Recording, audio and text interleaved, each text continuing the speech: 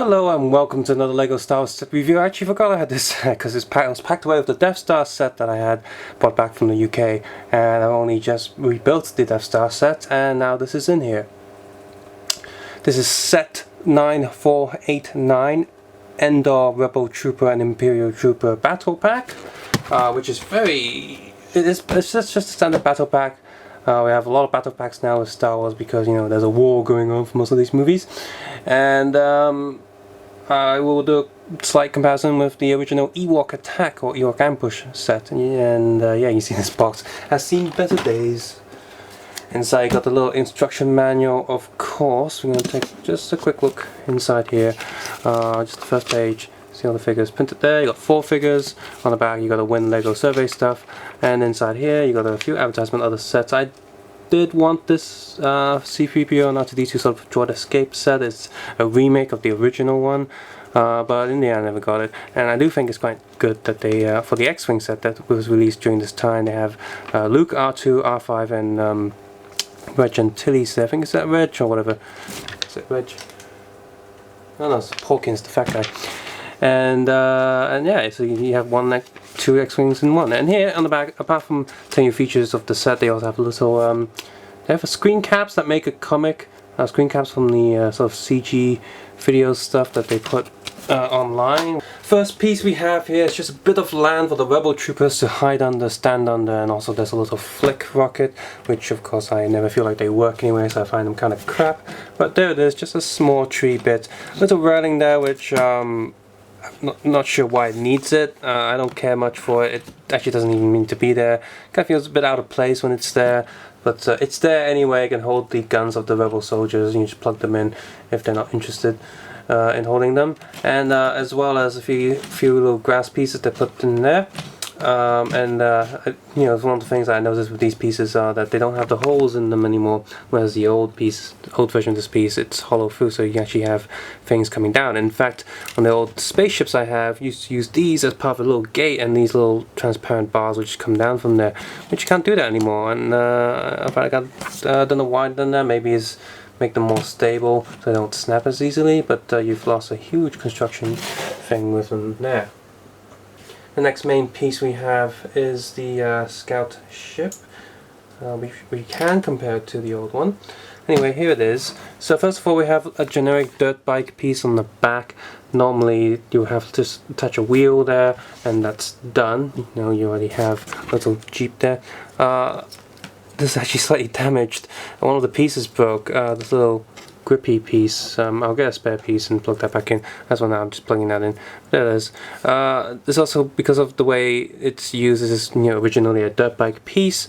This can rotate even though it's not supposed to. So you can say that's great for toy, but not really good as a, you know, being accurate to the actual bike. And you see here, the only thing holding this together is this just one joint.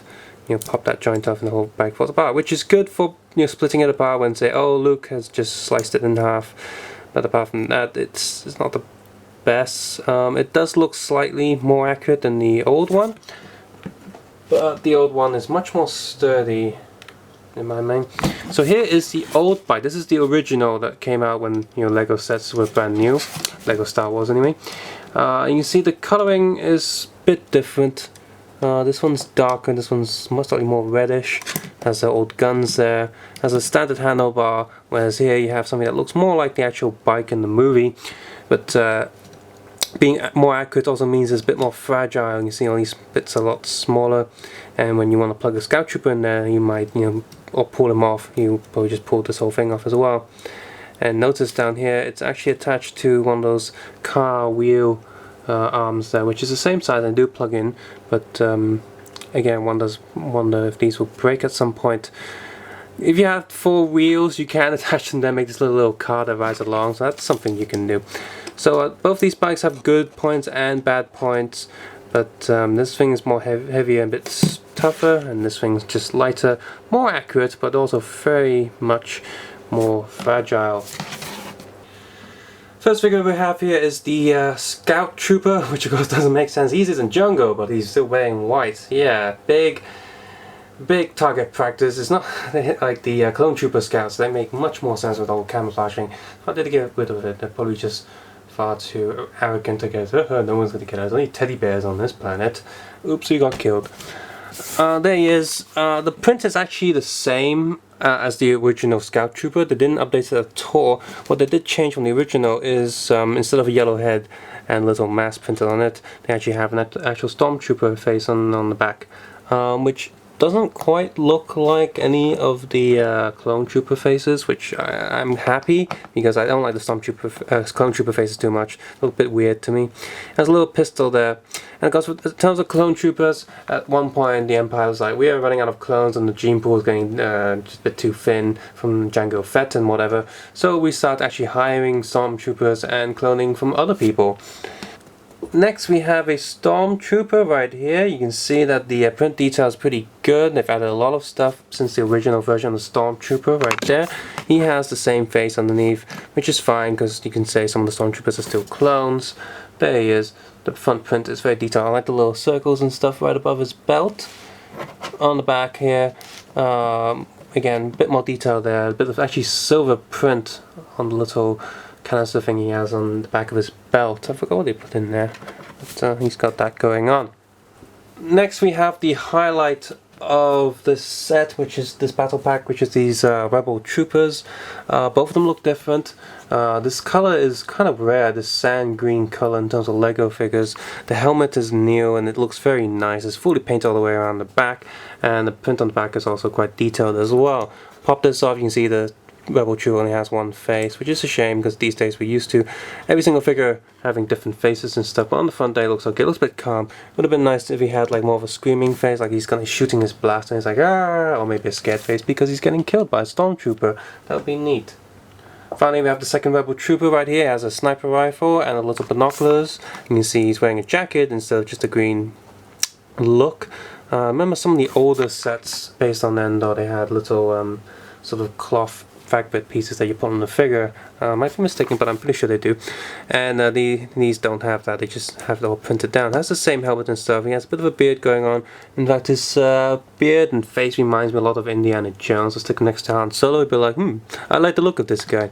No back head print right there. You can see a little cloth bit on the back there and a little hoodie sort of thing, which this thing does not come with any actual hoodies and stuff, but I did pick up a bootleg Lego army figure which has a cloth hoodie, so I can put him on him and it would fit. Just like the rest of the battle packs, you get 4 figures right here. You got a neat little vehicle which I think definitely fits. Doesn't look like they've just made a little small version of an actual vehicle. Like a lot of battle packs, you get a little piece of a vehicle that doesn't quite look like it's anything. It's just like, oh, what the hell is this? It's just a few pieces of Lego blocks that you much rather take it apart and use it towards other sets. Here the bike makes sense, it looks accurate and it's the right scale and everything, so that's a good thing. And the extra piece, a little bit of scenery just to pose the troopers, actually looks quite nice. The Rebel Troopers didn't really have any cans like that going around, but it does look like a nice little piece to display the figures for. This is like one of those little display pieces that you can put on the shelf, and it'll remind you where it comes from, and you definitely know if you watch the movies that it's Endor. So the bike is good and the little back piece is actually decent. So this set is quite a few years old, but if you can find it and pick it up, I do recommend it. If you have the Endor base, the shelter with your Han Solo, Leia and your Death Star shield generator base, you can definitely pick this up and add on to that, and I think it fits perfectly. I mean, they're both Endor and stuff. If you have the Ewok Village, which does look like a super awesome set, you don't necessarily need this. This doesn't feel like it adds much to that. So I do highly recommend this battle pack. If you get quite a few of these, I think it will look quite nice as a little display thing. And before we end this video, I'm just going to combine it with that old Endor set and see how it looks like. So I'm just going to get that. I got the Ewok catapult right here. Just zoom out a little bit so the focus range is a bit better. And let's have the new Scout there on this bike. And it's like, oh, we got this Rebel Trooper there holding readying the cannon. He can sort of just plug in there. He's readying this. We got the Ewok glider. I am missing the tan colored Ewok.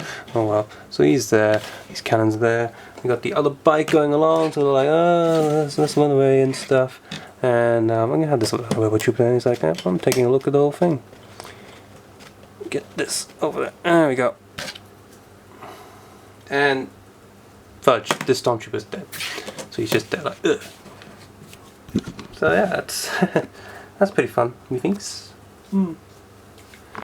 If you've enjoyed this video, please click the like button and the subscribe button if you haven't done so already, and maybe share it, and leave a comment below on which is your favorite Endor / Ewok / Star Wars Return of the Jedi set. If you want to support this channel further, please feel free to head over to the Patreon link in the video in the description below. You can also check out my Facebook. I also leave a lot of photos on there, as well as Flickr. Also check out my other LEGO Star Wars reviews. I've reviewed a lot of the older sets, I've reviewed quite a few new ones, and quite a few other battle packs, and I'm going to be finally reviewing the complete Death Star set that I picked up a long time ago, but I never came around to rebuilding it and refilming it since I started doing this channel. But most importantly, take care and have a nice day. See you soon. Bye bye.